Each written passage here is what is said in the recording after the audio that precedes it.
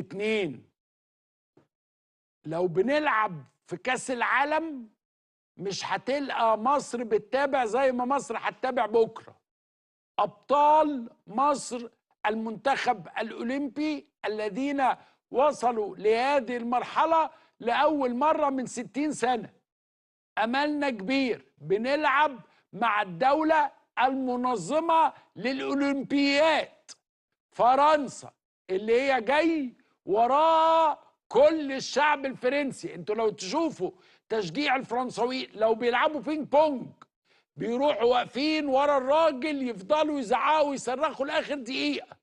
بكرة ان شاء الله ولادنا قادرين ان هم يعملوا الحلم، ونطلع وان شاء الله المغرب تطلع ونوصل مع بعض وناخد ميدالية أولمبية لأول مرة في تاريخ العرب.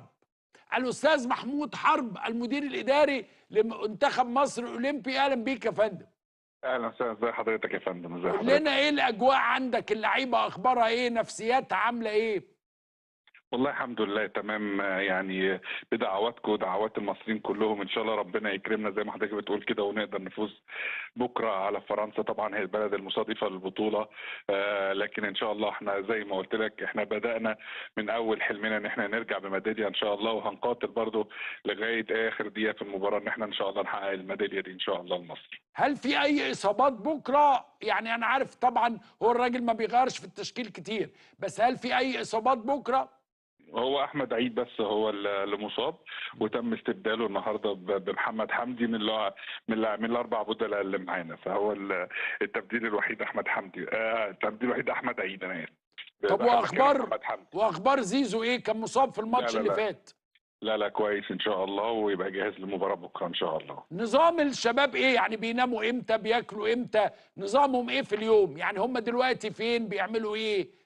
لا ما دلوقتي ناموا طبعا خلاص، احنا بيبقى عندنا برنامج محدد كل يوم، ميعاد محدد للفطار والغداء والعشاء والسناكس الوجبه الخفيفه لو فيه، فطبعا وبعد كده بيتوجهوا لغرفهم وبيناموا. فطبعا لان الماتش بكره فبيبقى طبعا اليوم اللي قبل منه ده بيبقى تركيز اكتر شويه، فكل اللعيبه في اوضهم وبيستعدوا ان شاء الله لمباراه بكره ان شاء الله يعني. اخبار الجمهور ايه؟ لقيتوا جمهور عندكم في المدينه اللي انتوا نقلتوا ليها؟ والله بص، هو احنا يعني كان مفاجاه لينا كم الجمهور اللي بيجي لنا بصراحه، ولازم اشكرهم لان فوجئت ان هم بيجوا من المانيا ومن اسبانيا، بيجوا من بلاد مختلفه بالاضافه اللي بيجوا من فرنسا هنا. فلا الحمد لله في الجاليه المصريه هنا كتير متوفره وبتحضر معانا ماتشات، وحتى بيجوا لنا الفندق وبيشجعوا في اللعيبه قدام الفندق يعني، وبيشجعوا اللعيبه. فيعني الحمد لله ربنا يسهل كده ويكونوا دافع برضو للاعيبتنا بكره ان شاء الله. هل في تقليد معين، حاجة بيتفائلوا بيها بيعملوها كل قبل ماتش؟ يعني هل في أشياء معينة بيقعدوا مع حد، بيبقى فيه مثلا جلسة كده مع النني مع حد كبير؟ لا هو طبعا كابتن نني وكابتن زيزو كل قبل المباراه بيقعدوا بيجتمعوا مع اللعيبه وبيأكدوا على نفس الفكره، ده حلمنا يا جماعه واحنا جايين نحقق حلمنا ونفرح الشعب المصري ولازم نقاتل في كل مبارياتنا. فالحمد لله يعني اللعيبه رجاله على قد المسؤوليه، ولغايه دلوقتي الحمد لله مشرفينا، ويا رب بكره ان شاء الله ربنا يكرمهم ويكملوا فرحتنا كده ان شاء الله. قول لهم عمرو اديب بيقول لكم اللي ما راحش معاكم ندم. اللي ما راحش اللي ما راحش معاكم ندم.